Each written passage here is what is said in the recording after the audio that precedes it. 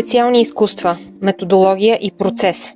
Еразъм плюс инициатива в подкрепа на ученици със специални образователни потребности чрез изкуства. Методологията специални изкуства е създадена чрез съвместните усилия на партньорството по Еразъм плюс проекта Специални изкуства, подобряване на способностите за учене, отключване на потенциал, насърчаване на приобщаването. Специални изкуства се осъществява от партньорство между образователни и културни организации от България и Италия, две неправителствени организации Kubo Foundation от България, координатор, и Левочи ди Астарте от Италия, партньор, заедно с СУЛНЗ Луи Брайл, София, България, партньор, СУЛНЗ професор доктор Иван Шишманов, Варна, България, партньор, и СУ Вичо Грънчаров, Горна Оряховица, България, партньор. За кого е предназначена методологията? Рамката е насочена към широк кръг професионалисти, учители, които искат да пригодят артистичните дейности към разнообразни нужди, преподаватели по изкуства, създаващи приобщаваща среда за работилници, училищни ръководители, установяващи условия за устойчиво прилагане на арт-практики, специалисти по политики, търсещи преносими и мащабируеми добри практики. Цели на методологията: да подкрепя преподавателите, като им предлага идеи как да се подобри фокусът и ефективността на обучението сред учениците със специални образователни потребности, както в специалните, така и в масовите образователни среди, чрез използване на визуални и танцови изкуства. Да разшири социализацията и да се насърчи успешната интеграция и в крайна сметка приобщаването, чрез участие в дейности, свързани с визуални и танцови изкуства. Да се помогне на преподавателите и учителите по изкуства да развият умения, мотивация и силно чувство за цел в подкрепа на учениците със специални образователни потребности. И на последно място, но не по значение, да предостави на училищните администратори яснота относно тяхната роля и предложения как да се направи изкуството смислена част от училищния дневен ред. Част 1 на методологията – научна основа, общи съображения. Тя предоставя систематичен научен преглед на ролята на изкуствата в образованието и социализацията, с особен акцент върху използването им при деца с специални образователни потребности. Подчертава се, че изкуствата, чрез способността си да отключват емоционалното, социалното и когнитивното развитие, представляват алтернативен език за изразяване, особено за деца с вербални затруднения или проблеми с сензорната интеграция. Част 2 от методологията – деца с специални образователни потребности, посещаващи специални училища, потребности и влияние върху тяхното развитие.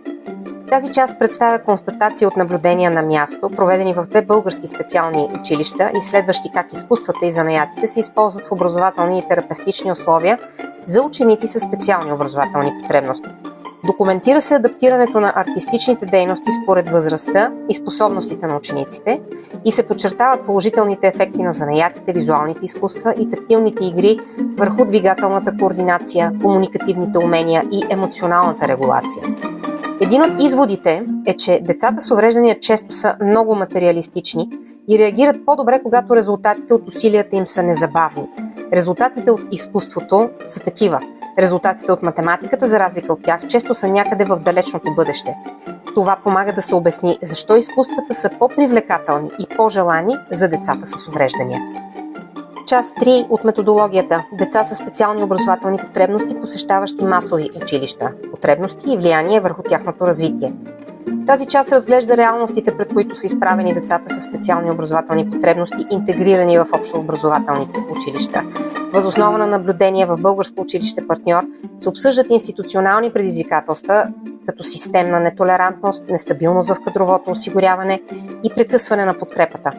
Разделът подчертава трансформиращата роля на преподавателите по изкуства в създаването на приобщаващи преживявания, които насърчават комуникацията, увереността и принадлежността. Също така се посочва необходимостта от структурирано наблюдение на напредъка на учениците, инструменти за дигитална подкрепа и подобрени механизми за поддържане на стабилни взаимоотношения между персонал и ученици. Наблюденията подчертават необходимостта от дългосрочен институционален ангажимент за успешно приобщаване. Част 4 от методологията – нужди на учителите по изкуства и експертите по изкуства, работещи с деца с специални образователни потребности, обръща внимание на техните педагогически, организационни и емоционални нужди. Подчертава кои групови конфигурации са най-ефективни, какво би могло да бъде подходящото темпо на дейностите, както и значението на съвместното водене.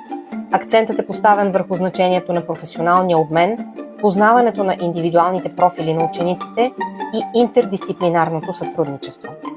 Едно наблюдение от раздела.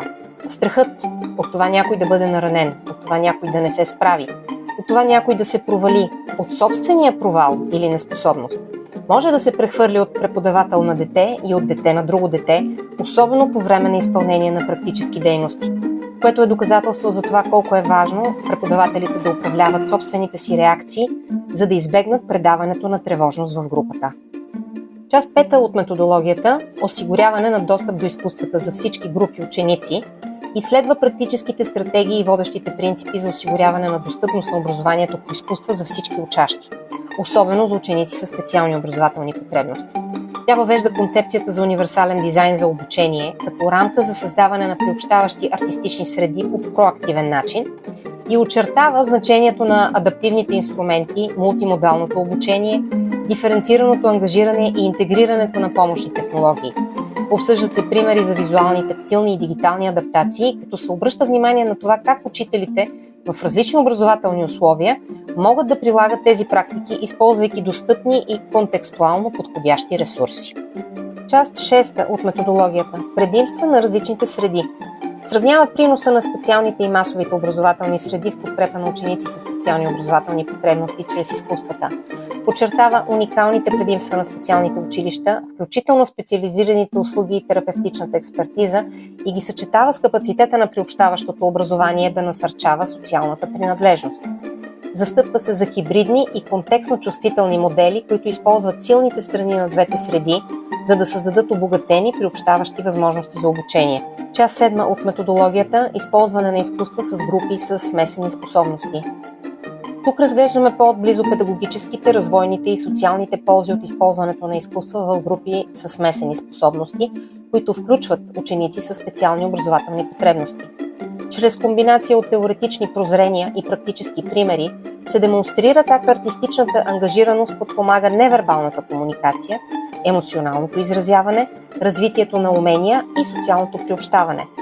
Ключовите приноси включват насърчаване на личната идентичност, създаване на условия за емпатия от страна на връстниците и насърчаване на свободата от нормативно сравнение. Разделът подчертава уникалната сила на изкуствата да изравняват различията и да утвърждават ценността и потенциала на всеки ученик. В заключение можем да кажем, че изкуството позволява невербална комуникация, което е жизнено важно за деца, които са слепи, глухи или невербални. Други ключови изводи от част 7. Поради своята простота, изкуството дава на децата със специални образователни потребности глас, такъв, който не изисква говорим или конвенционален език. Чрез изкуството децата могат да изразят емоции, да изпитат признание и да утвърдят своята идентичност. Аз съм тук, аз съм творец. Сравнението е крадец на радост, както се казва. В изкуствата няма сравнение и затова радостта остава. Стандартите и сравненията често ни карат да нормализираме всичко, да определяме кое е правилно и да изключваме кое е различно. В изкуството този натиск за конформизъм е премахнат. Иначе изкушаващата идея за нормално, която се превръща в стандарт, чрез който ненормалното се идентифицира и евентуално изключва, не съществува в изкуството. Тъй като няма минимум или максимум, децата със специални образователни потребности могат да споделят вътрешния си свят с другите по уникален начин, без да бъдат съдени, без да грешат и без да изостават. Част 8 от методологията – развитие на мрежа от учители и образователни експерти. Тя обръща внимание на важността на изграждането и поддържането на професионални мрежи между преподаватели по изкуства, специални педагози и обществени деятели, ангажирани с артистичната работа с ученици. Набляга на съвместното обучение, взаимната подкрепа и обмена на знания като централни стратегии за подобряване на образователната практика. Очертава практически подходи за изграждане на онлайн и офлайн мрежи, насърчаване на взаимното обучение, менторството и интердисциплинарното сътрудничество. Част 9. Административна подкрепа и съдействие, предоставени от училищните администратори за организиране на провеждането на художествени дейности, очертава критичната роля, която училищните директори играят за осигуряване и поддържане на приобщаващото артистично участие в училищата. Въз основа на изследване и практика, този раздел подчертава, че административният ангажимент пряко влияе върху стойността и прилагането на програмите за изкуства. Подчертава се и значението на обучението на директорите в областта на приобщаващите практики, разпределението на ресурсите и екипната подкрепа. Разделът заключава, че лидерството е крайъгълен камък за приобщаващото вграждане на изкуствата в образователната култура. Извод. За да подкрепят ефективно учителите по изобразително изкуство, директорите трябва да имат опит в работа с деца с увреждания. Те са отговорни за осигуряването на ресурси, материали и условия. Те знаят как и къде да ги получат.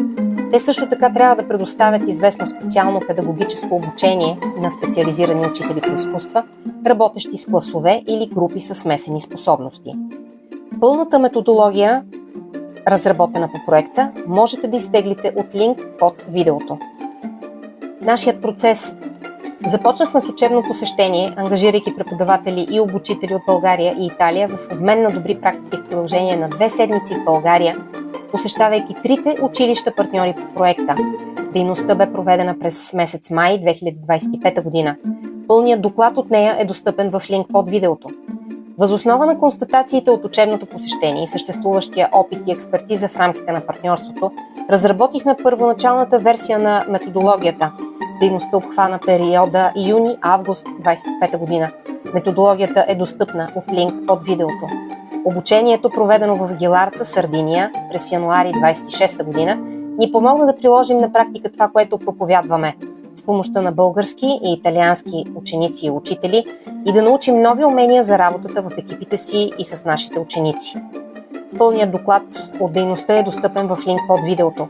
Опитът ни в Гиларца помогна да обогатим методологията с изводите от практическите артистични дейности, проведени с ученици и преподаватели. Гледайте филм за процеса с учениците, проведен в Гиларца, Италия. Благодарим за вниманието. Можете да се свържете с нас на телефон 0889 30 61 34, да ни пишете на info@kubofoundation.com или да посетите нашия сайт kubofo.kubofoundation.com. Финансирано от Европейския съюз, изразените възгледи и мнения обаче са само на авторите и не е задължително да отразява тези на Европейския съюз или на Центъра за развитие на човешките ресурси ЦРЧР. Нито Европейският съюз, нито ЦРЧР могат да бъдат държани отговорни за тях.